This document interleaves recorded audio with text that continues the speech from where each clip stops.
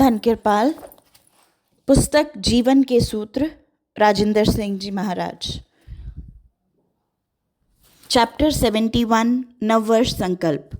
नया साल जब भी शुरू होता है तो बहुत से लोग संकल्प बनाते हैं और कोई संकल्प एक दिन के लिए रखता है, कोई एक हफ्ते के लिए रखता है, कोई एक महीने के लिए रखता है और कोई होते हैं जो पूरे साल संकल्प बनाए रखते हैं। हम सब अपनी अपनी प्राथमिकता के आधार पर अपनी तरक्की व प्रगति के लिए नववर्ष संकल्प करते हैं। कुछ लोग प्रतिदिन व्यायाम का, कुछ ज़्यादा मेहनत का, कुछ सुबह जल्दी उठने का, कुछ व्यावसायिक प्रगति का, जबकि कुछ शराब सिगरेट छोड़ने का संकल्प करते हैं। इन सभी के साथ हमें आध्यात्मिक प्रगति का भी संकल्प करना चाहिए। एक अच्छा, नेक, पवित्र और सदाचारी इंसान बनने के लिए भी प्रयत्न करना चाहिए।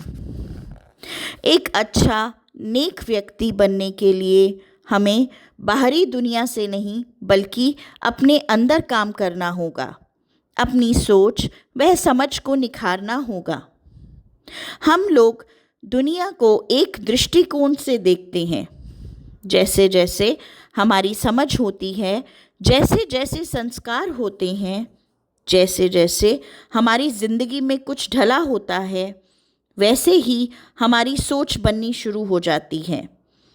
तो उस किस्म से हम सोचना और समझना शुरू कर देते हैं।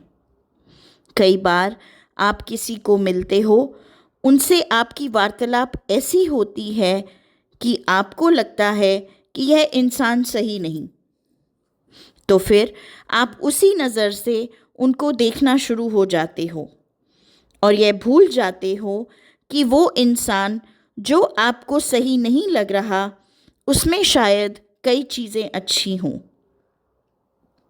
सोचने योग्य बात यह है कि क्यों हम कुछ लोगों को पसंद नहीं करते या क्यों कुछ लोग हमें पसंद नहीं करते। यह इसलिए क्योंकि हम अपने आसपास के लोगों का आंकलन केवल अपनी भौतिक दृष्टि से करते हैं। हमें याद रखना चाहिए कि सब धर्म ग्रंथ हमें यही समझाते हैं कि हम सभी एक पिता परमेश्वर की संतान हैं। एक पिता एकस के हम बारिक कि भगवान एक है, चाहे हम उन्हें किसी भी नाम से पुकारें, हम सब उनके ही अंश हैं। हमारा वो हिस्सा जिसको हम आत्मा कहते हैं, वो ही हमें जान दे रही है। और जैसे प्रभु का एक अंश हम में है, वैसे ही औरों में भी है, और इंसानों में भी, और जानवरों में भी, परिंदों में भी, और भी जीव जंतु हैं सबके अंदर। तो हम प्रभु से प्रार्थना करें कि जो हमारा दृष्टिकोण है यह खुले, ताकि हम सबको एक ही नज़र से देख पाएं। यह होगा कैसे? जब इंसान भजन अभ्यास करता है तो उसे प्रभु के दो जाति रूप ज्योति और श्रुति का अनुभव होता है। यह अनुभव होने पर उसे यकीन हो जाता है कि हमारे अंदर कुछ और भी है जो बाहर से नहीं आया।